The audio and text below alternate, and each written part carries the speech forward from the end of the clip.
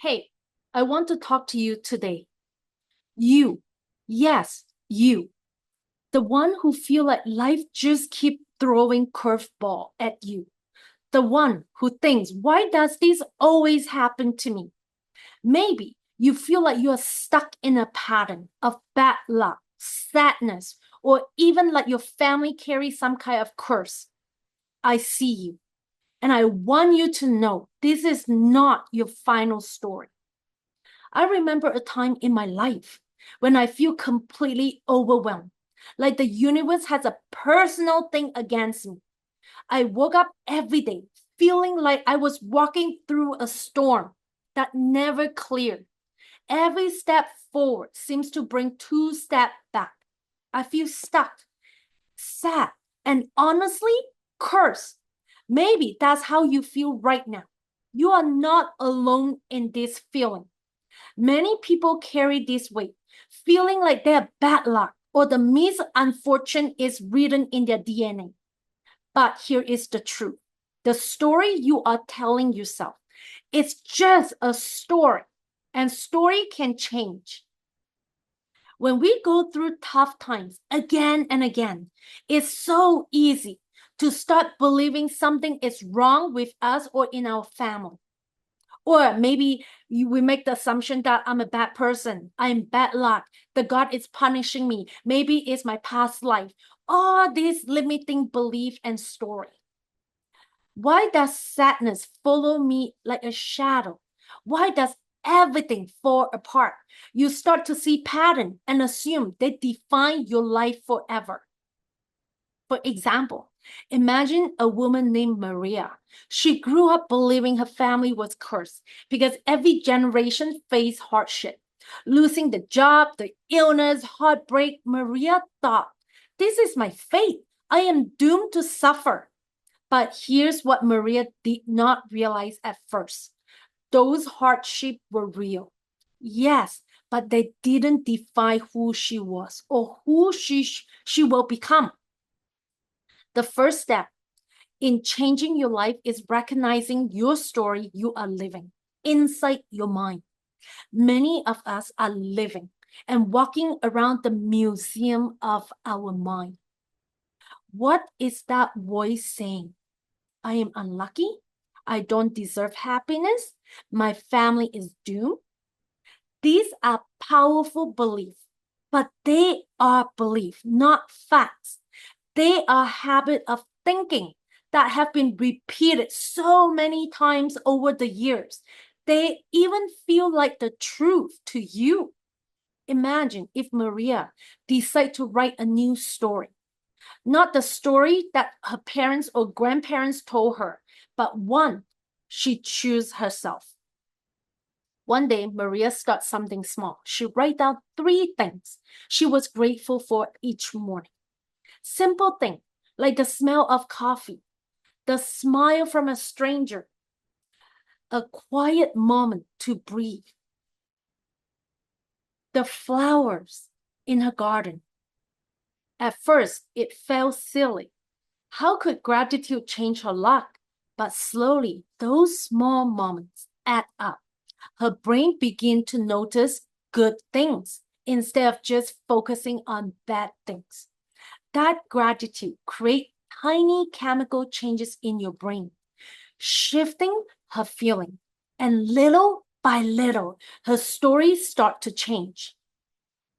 We cannot erase the past. Those hard memories, losses, or painful experience. But we can change is how we respond to them. Think about a storm. You cannot stop the rain, but you can choose whether to dance in the rain or just soak it and be miserable. You might feel cursed, but what if that's just your mind way of trying to protect you? Maybe it's afraid to hope, afraid to get disappointed again. That's normal. Maybe staying stuck in that fear keep you locked in a cycle of sadness. Every day, you have choices, even when it feels like you don't. And those choices don't have to be huge. They can be tiny moments of courage. For example, Sarah, a woman who believed her family was doomed and cursed to never have enough money, no matter how hard they worked. One day, instead of giving into the fear, she took a simple step. She started learning about budgeting and managing money. It felt small, almost meaningless, but it was the first step towards rewriting her family story about wealth. That choice created momentum. It created momentum, and over time, Sarah's family financial situation improved, not because luck that changed everything overnight, but because she took control of what she could at that time. So changing your story really means letting go of the old belief that don't serve you anymore. That is scary because those beliefs feel like safety, even if they are hurting you. Let me share something powerful I learned. When you feel like a victim of a bad luck or a curse, it's often because your mind and body are stuck in an old pattern. Your brains create chemicals that make you feel sad or overwhelmed, and then your body reacts, making it hard to break free. Just as your brain and body create those patterns, you can create new ones, but it takes practice. It is possible. Try this. Close your eye for a moment. Imagine yourself as a person you want to be. Someone who feels hopeful, calm, and strong. What does she look like? How does she walk? How does she talk? And breathe. Visualize that version of you, the one side of you, handling difficult situations with grace. Maybe she smiled more. Or maybe she said no to the things that drain her energy.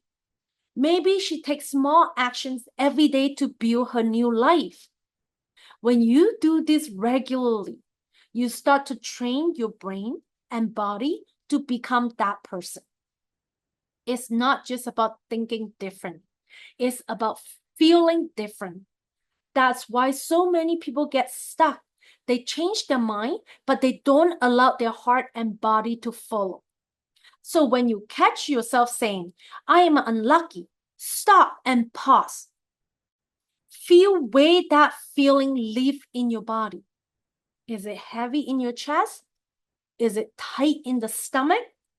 Now imagine sending kindness and love and compassion to that part of you. And simply say, I see you. I know it is hard. This is how you start to soften the resistance inside you. No one change alone. If you are feeling cursed or overwhelmed, reach out. Talk to a friend, a counselor, a therapist, a coach, or someone you trust. Sometimes just sharing your story can start the healing process. Maria found that when she opened up to her coach, to her close friends about her fear, she realized that she wasn't alone anymore. Together, they create small ritual of hope, like walking in nature every day for 5 minutes, journaling, and those make a big difference in her life over time. Remember, change is not instant. It is a process of tiny step forward, step, setback, and try again. So a lot of people tell me that, see, it seems like I take 1 step forward and 3 steps back. And that is the process. Initially, when your body is trying to match the frequency of what you want, it's like a wave, up and down, until it stabilizes. So that is the work. We have to continue doing it. When setback comes, do not give up. Just talk to yourself. This is the process until I can stabilize in that vibration, in that frequency. So keep doing. Again, no one do it alone. No one can ever achieve anything alone. We all need support, a community. So today, what you can do is write down one negative belief that you really, really want to release. Write down one positive belief that you really want to start living by. And take one small aligned step with that positive belief. One small action. It doesn't have to be huge. Just keep moving, create the momentum. In the beginning, it is really small and you might have a lot of setback, but do not give up. A lot of people give up after one or two setbacks. Persistence is the key in every success in life. So you are not cursed. You are not unlucky. You are just human. You're capable of immense change. Your past doesn't define you. It just informs you. And your future is a blank page waiting for you to start writing your new story.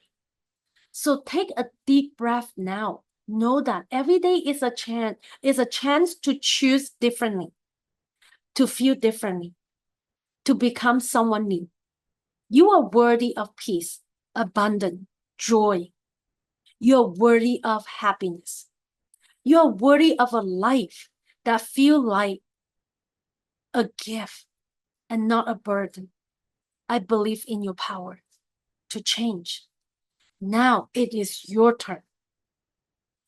What is the one thing that you really, really want to achieve in your lifetime?